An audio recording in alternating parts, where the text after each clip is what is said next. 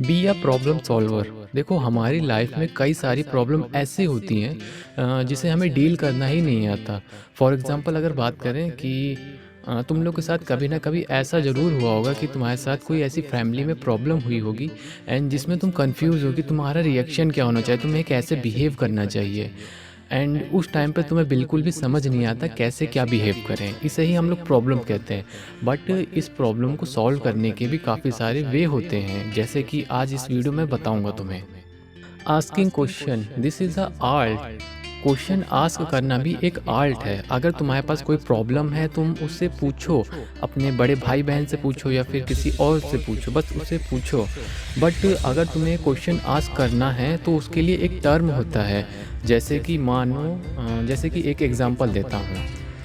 हो सकता है तुम लोगों के परिवार में ऐसी प्रॉब्लम चल रही हो कि तुम्हारे पापा हैं, तुम्हारे बड़े पापा को या फिर छोटे पापा को देखना नहीं चाहते, उनसे बात नहीं करना चाहते, तुम्हारी मौसी या फिर तुम्हारी मम्मी आपस में नहीं बनती उनकी। एंड इस बीच में जो बच्चा है वो एक तरह से पिसने लगता है। अगर वो लोग ऐसा बिहेव करते हैं कि नहीं ये हमारे एनिमी हैं, इन्होंने मेरे साथ गलत करा, वो अपनी जगह पे सही होते हैं। बट इस बीच में जो बच्चे की कंडीशन रहती है कि मान लो कि एक छोटा बच्चा है, अगर गार्जियन ने मना करा कि नहीं तुम्हें उन लोगों से, अपनी मौसी या अपने चाचा से बात नहीं करनी, तो उन्हें नहीं करनी पड़ेगी। बट बच्चे का नेचर क्या होता है, वो घुलना मिलना चाहता है। बट इस केस में होगा क्या, अगर तुम्हारे मम्मी या पापा ने मना करा है कि नहीं उनसे ज़्यादा बात नहीं करनी है। पापा तो एक वक्त पे कुछ नहीं कहेंगे क्योंकि वो अपने जॉब या फिर जॉब में काफ़ी बिज़ी रहेंगे। बट मम्मी अक्सर ऐसा करती हैं कि अगर देख लिया कुछ लेते हुए, बात करते हुए या फिर पैसे लेते हुए, तो कूटना पिटना तय है। इस केस में बच्चे को क्या रिस्पॉन्स करना चाहिए, बच्चों को कुछ पता ही नहीं होता। एंड ये जो पूरा टर्म है जिस वजह से बच्चे के ऊपर जो प्रेशर आता है, डर आता है और जो एक एंजाइटी एंड डिप्रेशन आ जाता है, इस पूरे टर्म को ट्रॉमास कहते हैं, फैमिली ट्रॉमास। ये मुझे भी नहीं पता था, मुझे पता था कि हाँ ये प्रॉब्लम हो रही है मेरे साथ, बट मुझे पता नहीं था इस टर्म को मैं कहूँ क्या। एंड जब मैं ग्रेजुएशन में आया एंड मुझे मेरी एक फ्रेंड मिली, उसने बताया कि इस टर्म को हम फैमिली ट्रॉमास कहते हैं। मुझे उसने ये भी कहा कि हमारे जो फैमिली ट्रॉमास होते हैं वो हम तक ही सीमित रहने चाहिए, हमारी आगे जनरेशन में पास ऑन नहीं करने चाहिए। एंड इस बात से मैं काफ़ी पहले से एग्री करता था कि जितना कुछ भी मेरे साथ हुआ या फिर मेरी फैमिली या फिर रिलेटिव कंडीशन की वजह से जो कुछ मैं आज फेस कर रहा हूँ वो मेरे आगे बच्चे ना फेस करें। How to ask a question. देखो अगर कोई एक बच्चा है वो जैसे सोसाइटी में आता है तो वो क्वेश्चन आस्क करने के लिए रेडी हो जाता है एंड वो वहीं से क्वेश्चन आस्क करना सीखता है।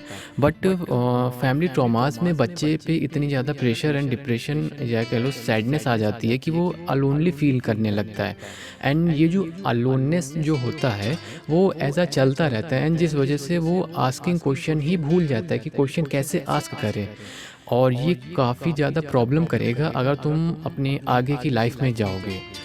तो अगर तुम्हें क्वेश्चन आस्क करना है या फिर तुम आस्क करना नहीं जानते, मैं तुम्हें रिकमेंड करूँगा अपने बड़े लोगों से। अब जैसे तुम्हारे पास बड़े भैया या बड़ी दीदी वगैरह नहीं हैं, तो अगर तुम लड़के हो तो तुम चले जाओ मॉर्निंग वॉक पे एंड ऐसे कहीं पार्क में या फिर कोई स्टेडियम में मैं आसपास होगा, तो वहाँ पे कोई एल्डर से मिलो जो एक्सपीरियंस तुम्हें लगता है या फिर वो लगता है कि जॉब करें हैं या फिर वो एजुकेटेड हैं। तुम उनसे जाओ, उनसे पहले 1-2 दिन बात करो एंड देन उनसे तुम अपनी थोड़ी थोड़ी प्रॉब्लम शेयर करो। उतनी प्रॉब्लम शेयर करना जितने में तुम्हें उसका आंसर मिल जाए।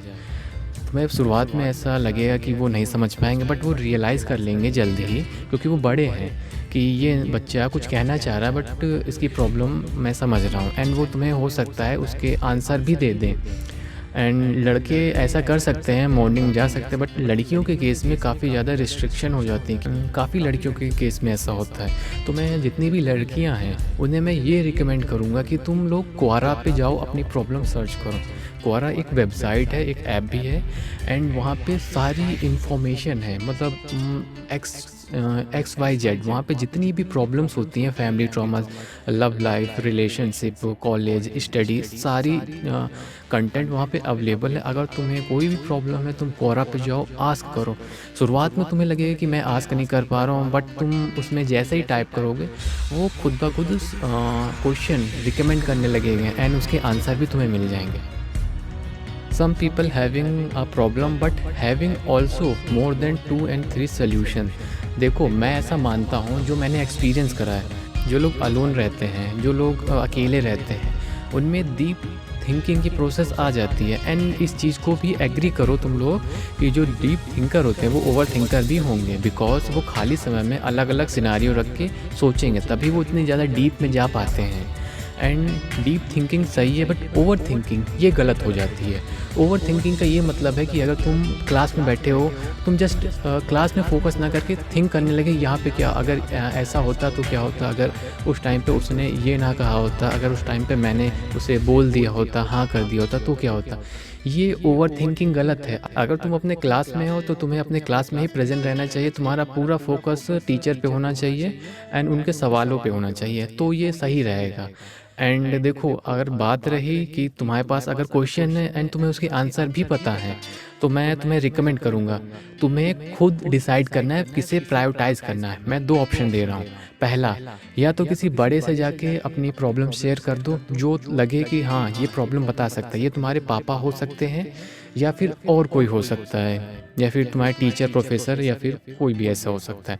एंड दूसरी बात, खुद को प्रायोरिटाइज़ करो कि मैं जो डिसीज़न लूँगा वो सही रहेगा। उन दोनों प्रॉब्लम के सॉल्यूशन में से तुम एक चूज़ करो। एंड अगर इस बीच में तुम्हारी दोनों प्रॉब्लम, आई मीन जो तुम्हारे पास एक प्रॉब्लम थी जिसके 2 सॉल्यूशन थे, उसमें से एक सही हो जाता है, जो तुम्हारा कॉन्फिडेंस लेवल होगा एंड जो तुम्हारे अंदर के जो सेल्फ रिस्पेक्ट होगी खुद के लिए, वो एक नेक्स्ट ही लेवल पे होगी, जिसके बाद तुम्हें बहुत ही कम ज़रूरत पड़ेगी और लोगों की, क्योंकि तुम्हें इतना पता हो जाएगा कि मैं अपनी प्रॉब्लम को खुद ब खुद सॉल्व करने की कैपेबिलिटी रखता हूँ। वीडियो के आखिरी में मैं बस तुम लोगों से एक बात कहूँगा, if you clear your concept and doubt in which chapter, subject, career, relationship, family and many more, then you have no but and if. अगर तुम इन सब चीज़ों में अपने कॉन्सेप्ट एंड डाउट क्लियर रखोगे, तो तुम्हारे लाइफ में कभी भी ये क्वेश्चन नहीं होगा क्या ऐसा हो सकता है। अगर ऐसा हुआ, तुम्हारे पास डायरेक्ट आंसर होगा येस और नो में। तो ये थी आज की वीडियो। मैं उम्मीद करूँगा तुम लोग इससे कुछ सीखे समझे होगे। अगर तुम में से किसी के पास भी कोई प्रॉब्लम है या फिर डाउट है जो तुम शेयर करना चाहते हो, जिस पे मैं वीडियो बनाऊँ, तो तुम कमेंट करके मुझे बताना। और तब तक के लिए अपना ध्यान रखना। जय हिंद, वंदे मातरम।